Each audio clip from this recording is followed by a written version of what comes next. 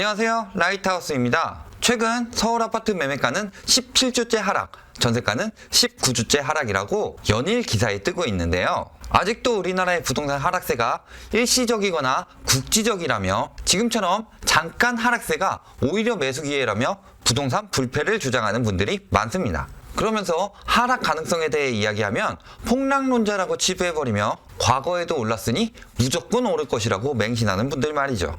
오늘은 이런 이야기들이 맞을지 한번 분석해 보도록 하겠습니다. 현재 대한민국 부동산, 특히 서울 및 수도권의 부동산에는 커다란 문제가 있습니다. 매매가와 전세가가 동시에 하락하고 있다는 건데요. 이것이 문제가 되는 이유는 크게 세 가지가 있습니다. 첫 번째는 매매가만 올랐었다는 겁니다. 전세가는 거의 오르지 않았었고요. 이는 가격 상승이 합당한 이유가 있어서가 아니고 투기로 인해 호가만 상승한 것이기 때문이죠. 전세가가 오르지 않는 이유는 수요보다 공급이 많았다는 것을 뜻하는데요. 왜냐? 갭 투기에서 전세를 내놓았으니까, 아니면 분양권 투기로 다 전세를 내놓았으니까 실거주가 가져가야 할 공급을 투기꾼들이 싹쓸이해서 다 전세를 내놓으니 부동산은 수요 공급 이론이 깨지게 됩니다. 그러니 호가로 매매는 올라가고 실거주 비율이 낮으니 전세가는 유지되는 현상이 생겨나게 되는 거죠.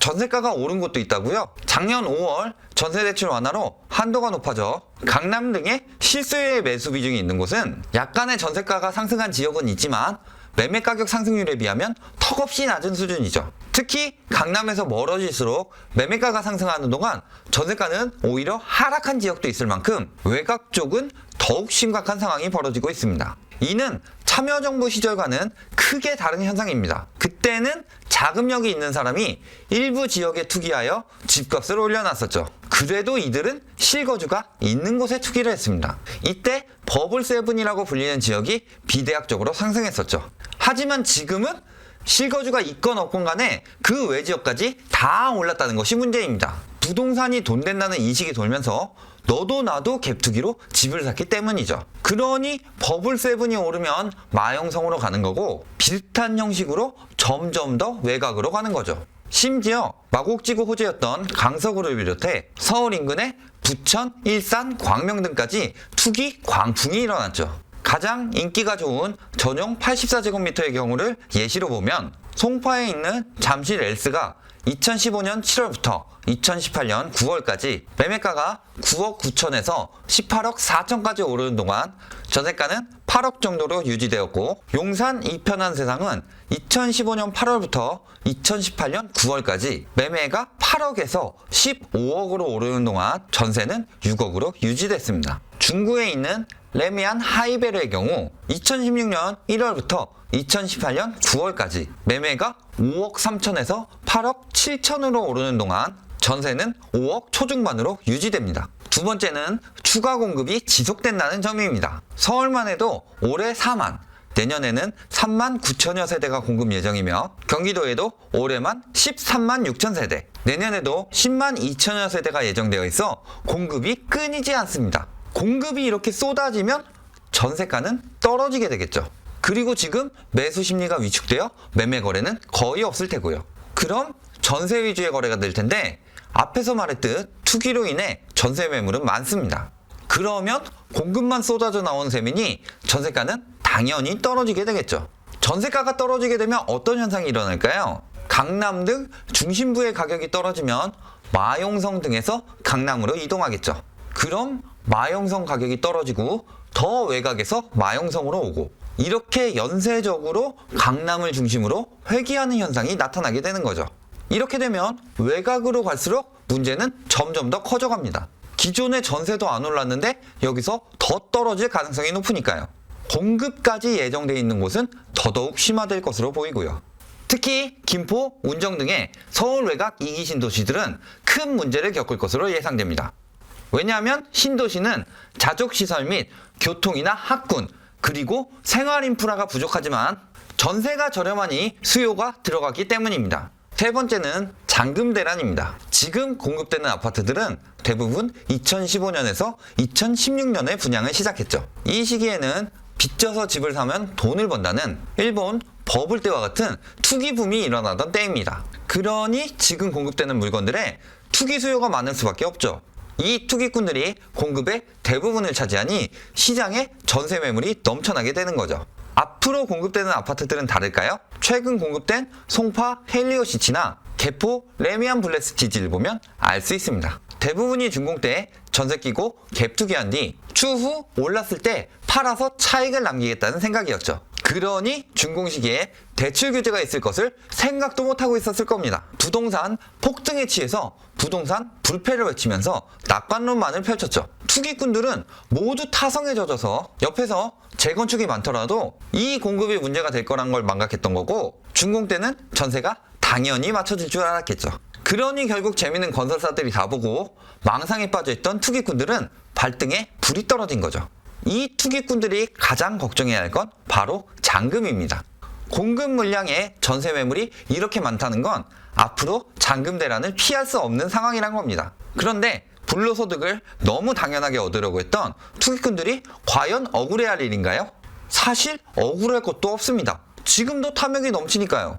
지금 전세가를 보시면 여실히 나타납니다. 아니, 송파 헬리오시티 분양가가 8억 5천인데 전세 7억 거래를 원한다는 겁니다. 원하는 정도가 아니라 부족하다고 보죠. 본인들은 자기 집을 아직도 15억이라고 굳게 믿고 있으니까요. 이제는 제발 좀 망상에서 깨시기 바랍니다. 송파구의 전세가율을 생각했을 때 분양가 대비로 전세가 5억에 맞춰진다고 해도 감사합니다 해야 하는 상황인데 말이죠. 헬리오시티는 초반에 공급돼서 그나마 다행이지 뒤에 들어오는 공급은 점점 더 문제가 심각해질 겁니다. 앞으로는 전세도 싸게 내놓아야 돼서 잔금에 필요한 금액만큼 나오지 않을 수도 있고, 그렇다고 필요한 금액에 맞춰서 내놓자니 비싸서 전세가 안 맞춰질 거고요. 여기에 진퇴양난으로 대출로 버티는 것도 불가능합니다. 규제가 강화돼서 대출도 안 나오니까요. 그래서 지금은 투기꾼들에게 사면 초과의 사태입니다.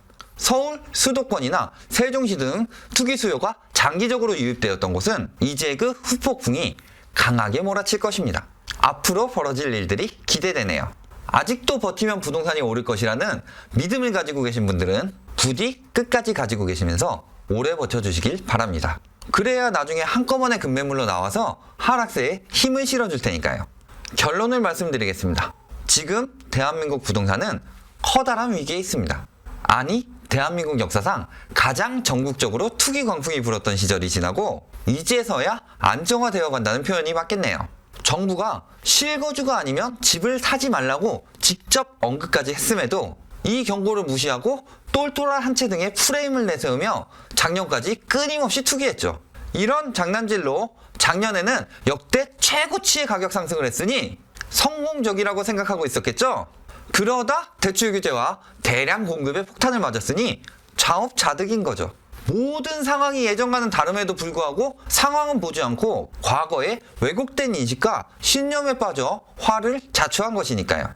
예전에는 담합해서 하락세를 막아버리면 본인들의 소중한 불로소득을 지킬 수 있었지만, 이렇게 전반적인 하락세에서는 본인들만 담합한다고 될까요?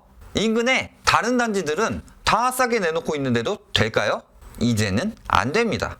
따라서 지금 가격 떨어진다고 투기꾼들은 징징대면 안 됩니다. 오른 만큼 떨어지는 게 손해인가요? 역시 사람은 망상의 동물인가 봅니다. 말도 안 되게 오른 집값을 얻은 가상의 불로소득을 원래 자기 것이라고 생각하고 손해봤다고 생각하고 있으니까요. 그러니 이렇게 현황을 얘기해주면 논리도 없이 폭락론자니 무주택자니 저런다느니 아니면 이러니 돈을 못 번다는 등의 인신공격을 하고 있죠. 왜냐? 본인들이 차익을 얻기 위해서는 비싸게 사줄 순진한 사람들이 필요한데, 그러기 위해서는 많은 사람들이 부동산을 알게 되면 안 되니까요. 작년에 비대학적인 가격 상승을 주도했던 이들은 누구일까요? 그리고 그 가격에 그걸 산 사람들은 정말 누구일까요? 지금도 집값이 가격 반등을 할 것이라고 이야기하고 매수 타이밍이라고 말하는 사람들의 정체는 도대체 뭘까요? 대한민국 집값이 떨어지면 안 되는 자들입니다. 이들은 투기로 집을 많이 사놓은 사람들이나 대출 잔뜩 껴서 실거주로 무리하게 들어간 사람들이죠.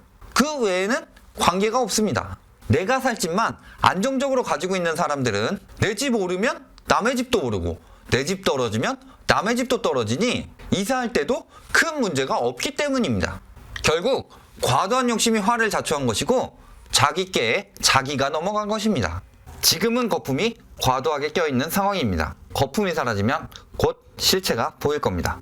우리 라이트하우스를 시청하시는 분들은 절대로 저렇게 근거 없는 말들에 현혹되지 마시고 차분하고 냉정하게 상황을 지켜보시기 바랍니다. 지식도 없이 어떤 사례를 보고 무조건 맹신하게 되면 망하는 지름길입니다. 앞으로도 여러 가지 분석을 통해서 하나하나 잘근잘근 해부해서 알아보도록 하겠습니다. 오늘 보신 영상이 도움이 되셨다면 좋아요와 구독 부탁드립니다.